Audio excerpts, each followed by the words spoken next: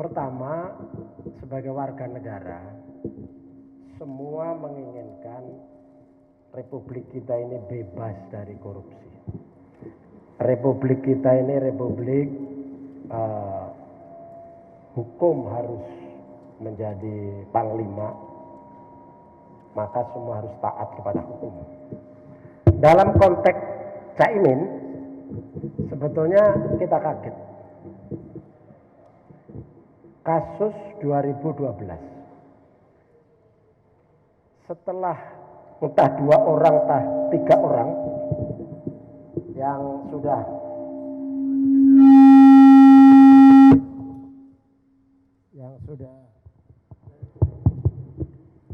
diproses dalam hukum.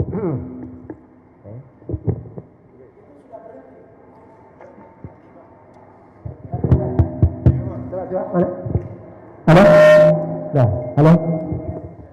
Jadi harus ditekankan begini. Enggak ada, sudah lama sepi, sudah lama enggak kelihatan, enggak ngapa-ngapain, ya kan? Selama berapa tahun? 2012? 11 tahun? 13 tahun? 11. 2012, 13, 14, 15, 16, 17, 18, 19, 20, 21, 22, 23. Itu 13 tahun. Enggak ada kelanjutan proses itu. Sudah enggak ada selesai. Tiba-tiba begitu Caimin dideklarasikan menjadi calon wakil presiden, tiba-tiba muncul dari KPK. Terus kita yang waras, yang sehat walafiat, masa mengikuti begitu saja pikiran dari KPK? Tentu ada pikiran yang berbeda. Ini ada apa ini? Ini betul proses hukum atau ini politik? KPK betul menjadi alat penegak hukum dalam konteks pemberantasan korupsi atau dia menjadi alat politik? Kalau ada masyarakat berasumsi seperti itu, jangan disalahkan, karena dia melakukan ini di saat proses politik berjalan dan dia diam selama 13 tahun. Ini ya nggak masuk akal di sini. Ya. Dan ketika kita punya asumsi seperti itu, juga dibenarkan ada kasus-kasus sebelumnya juga terjadi. Anies Rashid Baswedan yang urusan Formula E jelas tidak ada masalah apa-apa,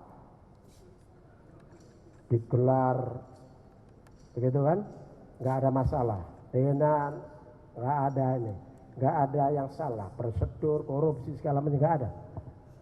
Kemudian seolah dipaksakan, kan? Itu terjadi.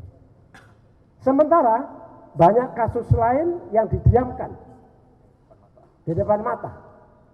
Nah, oleh karena itu kita semua warga negara menginginkan KPK yang kita lahirkan di era reformasi, yang kami ini ikut proses itu semua, dia harus menjadi penegak hukum dalam konteks pemberantasan korupsi, dilakukan secara independen, secara profesional, tidak atas dasar pesanan politik tertentu, kelompok tertentu, atau siapalah tertentu lainnya begitu.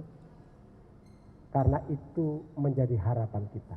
Karena di era Orde Baru yang menjadi problem kita adalah korupsi. Lalu kita punya kesadaran bahwa korupsi musuh bersama. Dan KPK lah yang menjadi andalan kita.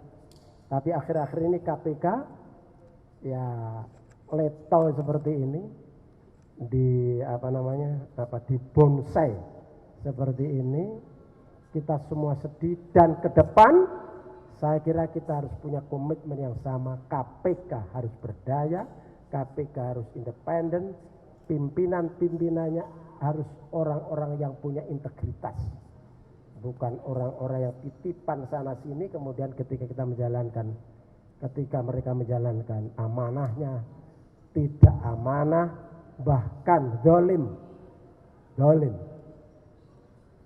Di satu sisi dengan cara KPK seperti itu, kalau dia gunakan alat politik, dia memenggal warga negara yang kita anggap memiliki potensi untuk memimpin negeri ini hanya gara-gara orang tertentu kemudian menggunakan alat KPK, dia dipenggal dari situ.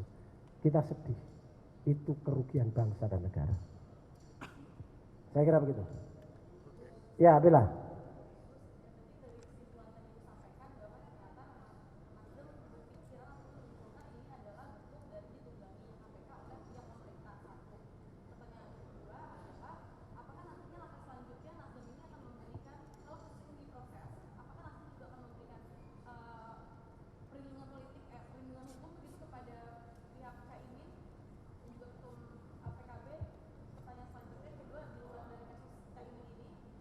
Ojo banyak-banyak, lupa saya nanti.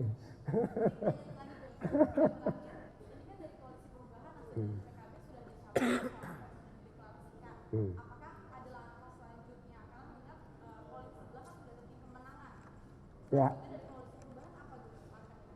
Jadi pertama kita tidak otomatis mengatakan ditunggangi, tapi punya persepsi bahwa kita curiga ini langkah KPK ini tidak murni hukum.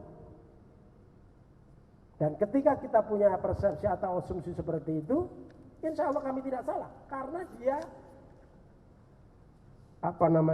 mengumumkan memeriksa Caimin itu persis setelah deklarasi.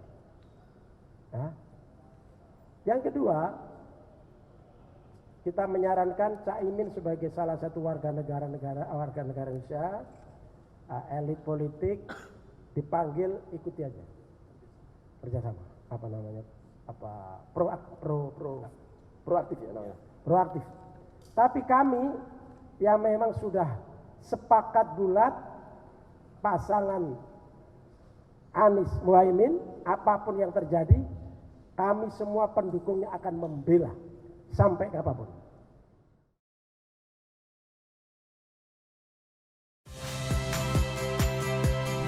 Saya Agin Fridianto. Saksikan terus program-program Kompas TV melalui siaran digital, pay TV, dan media streaming lain. Kompas TV, independen, terpercaya.